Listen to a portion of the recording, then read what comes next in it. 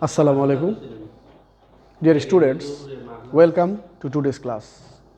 Today I am here with a new topic and I am telling you the topic somewhat later. Before that, I like to tell you something else, and that is the students of class 9, 10 and of advanced level usually get a question paper, and in that paper they get a common question. In that question, the students are asked to present the text briefly. Students, can you imagine the name of that task or of that question or of that topic? Most probably some of you can imagine or some can't. Yes, students, the name of the topic is summary writing. Students, today I have chosen this topic with a view to thinking it that it is too much helpful for the students of secondary and higher secondary level, especially for the students of class 9, 10 and advanced level. That's why all the concerned students are asked to follow the class properly. All right. Now I am going to write the topic on the board. The topic should be how to write summary.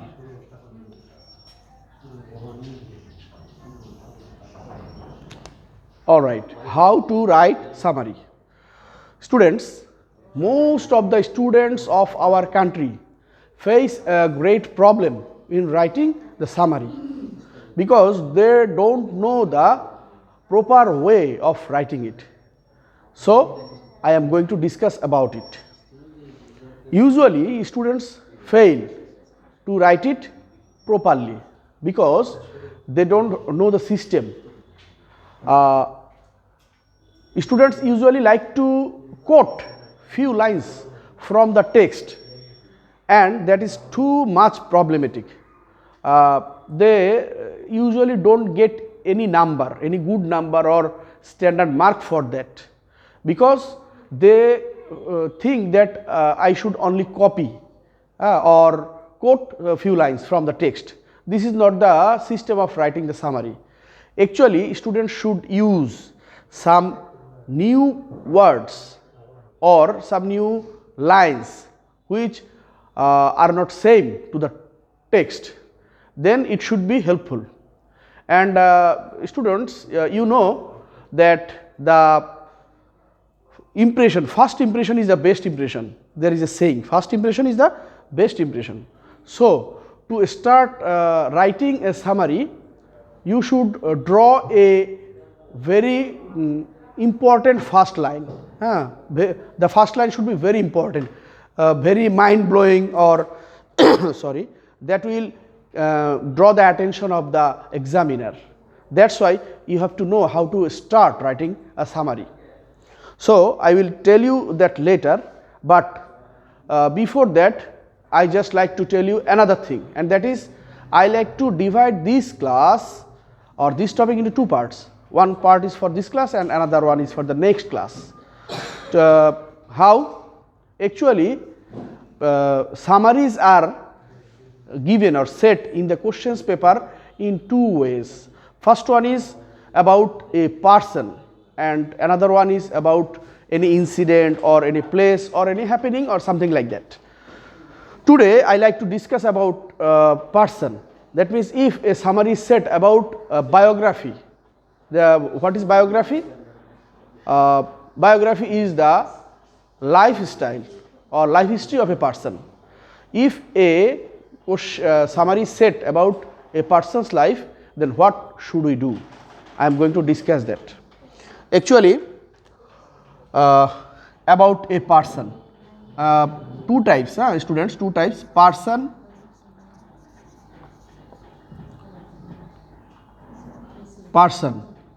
and happening.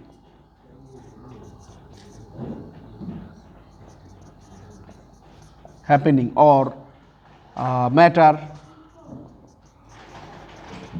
or something like that. These points. So today I like to discuss about person, and later I will try to discuss about happening, matter or place or something else. Okay.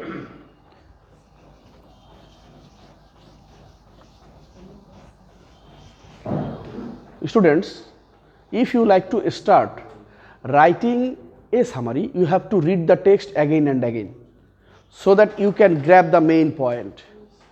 And if that summary is about a person, then you can start writing in this way: the passage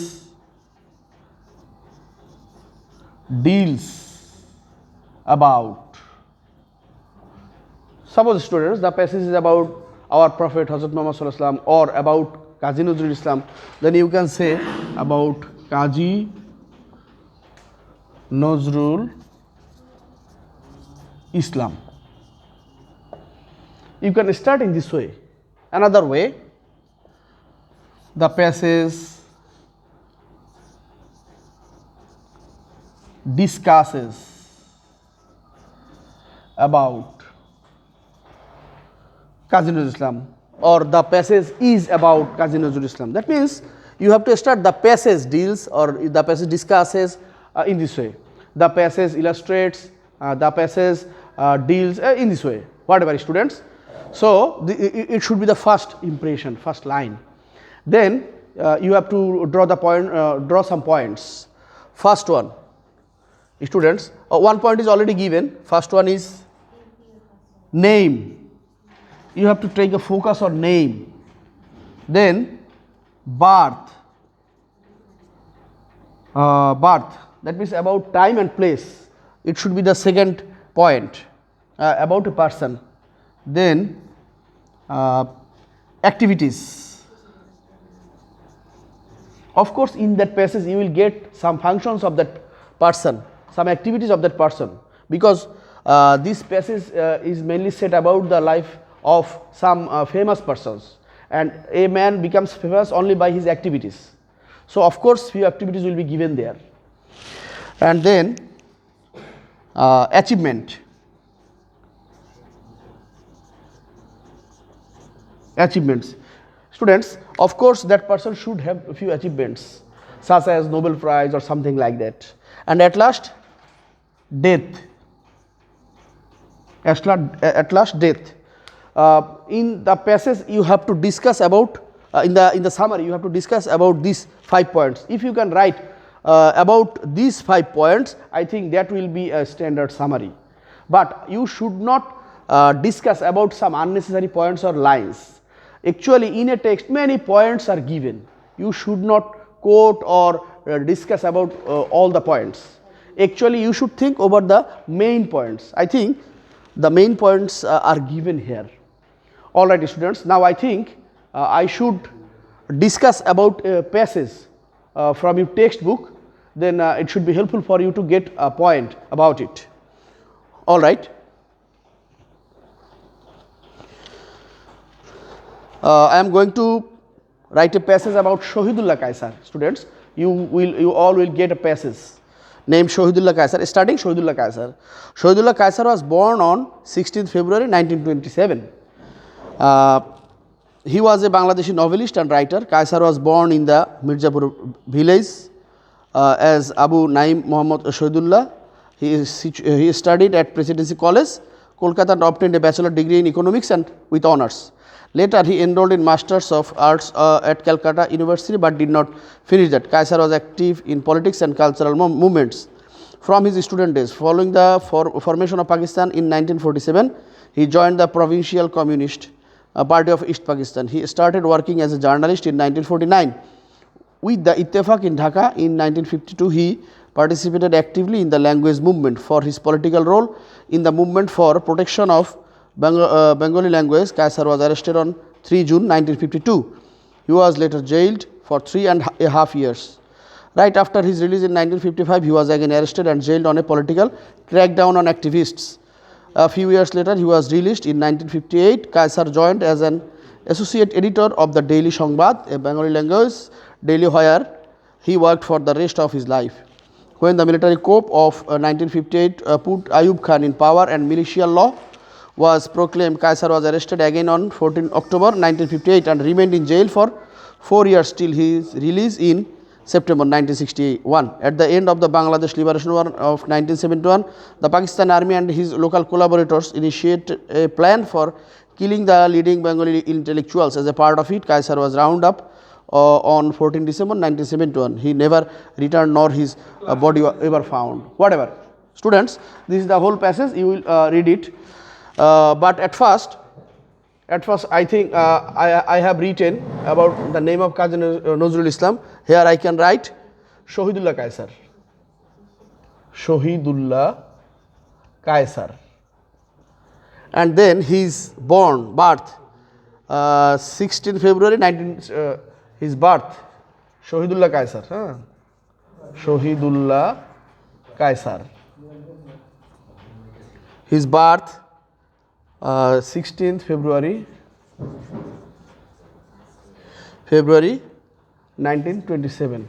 In this way you can say, you can write in this way, he took birth in 16th February 1927. And then activities, he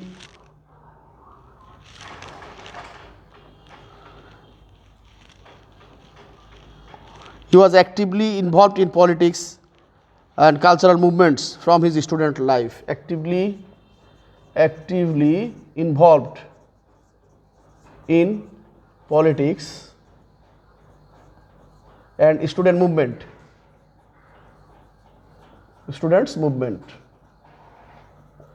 from his early life. It should be activities, and you will also get some other activities, you will read it out.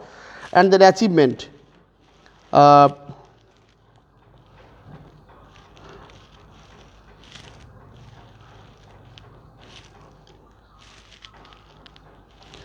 he was an editor of Daily Sangbad.